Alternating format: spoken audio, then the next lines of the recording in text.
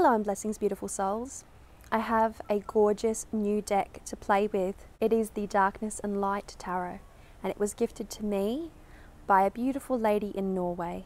I am absolutely delighted to be able to play with this deck, and I would love to show you through this deck if you haven't seen it already. It has been around for a little while, but I thought that I would do a quick flip through for you, then maybe pull a few cards. Let's see what happens. So here you have it, the Darkness of Light Tarot by Tony DeMurio. It consists of 78 cards, and the cards are on a standard 350 GSM cardstock at 2.75 by 4.75 inches. That is 60 millimeters by 120 millimeters. And each deck is shipped in a cotton drawstring bag. This is a rapid flip through and the cards are not in order, so for that I do apologize. But this card deck was second hand, so it was gifted to me by a lady who no longer required it, and it came as it was, and so I just decided to flip through it as it was, and I quite liked this effect of not knowing which card was coming up next. So it was a little bit surprising, and I was looking at the deck for the first time myself through the lens of the camera, so as you are seeing it, I am also seeing it. I found the energy of this deck to be shadow and beautiful. I found it to be rather intriguing in its depictions and its portrayals. I found the artwork to be, at first, a little bit not sure, but then as I began to flip through, I found a really interesting sense of comfort in the artwork. And although it is not my absolute favorite or chosen style of artwork, I'm quite taken by the imagery, and I'm quite taken by the entire deck as a whole. I'm also quite taken by the cardstock. I've never felt cardstock like this.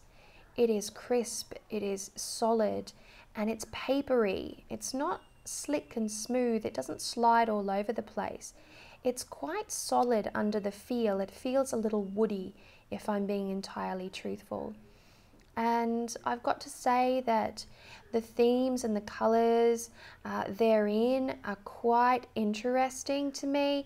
They're quite dark, they're quite shadow, without being overly morose or macabre in any way. There is quite a nice balance, and I can see why the artist chose to title this deck The Darkness and Light.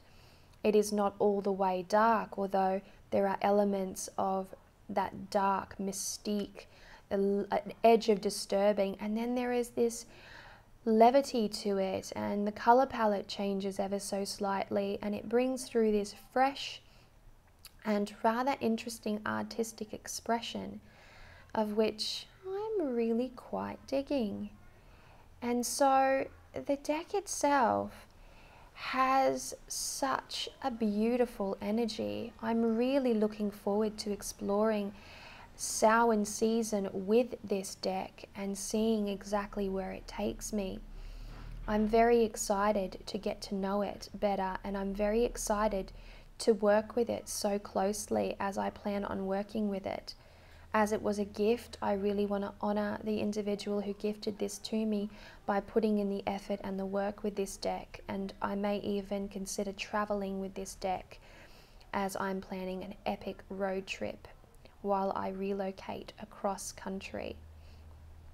And so this is the Darkness and Light Tarot, and I'd really like to edge it, and then again, let's see what happens.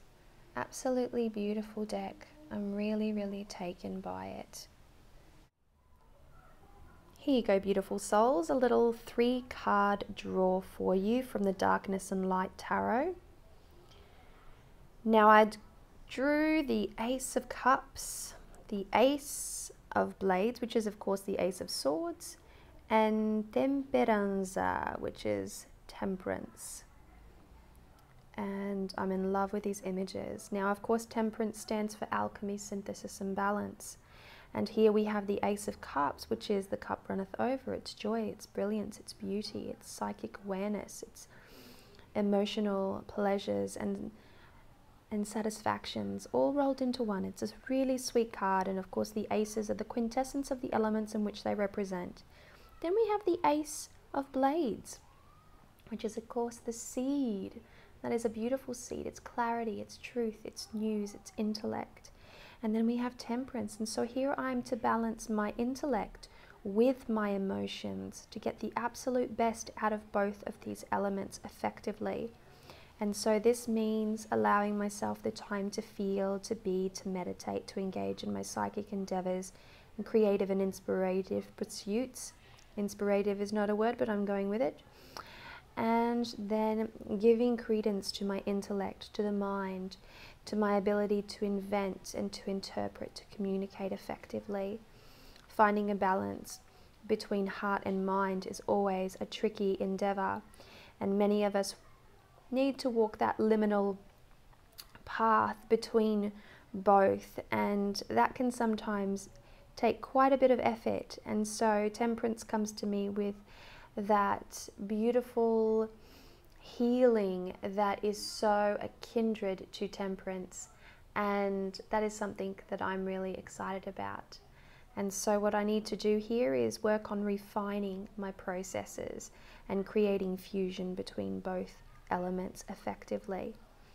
And so I extend this reading out to you. I hope it touches your heart and allows you to connect with a little truth from my end of the universe. So there you have it, my very first draw from the Darkness of Light Tarot.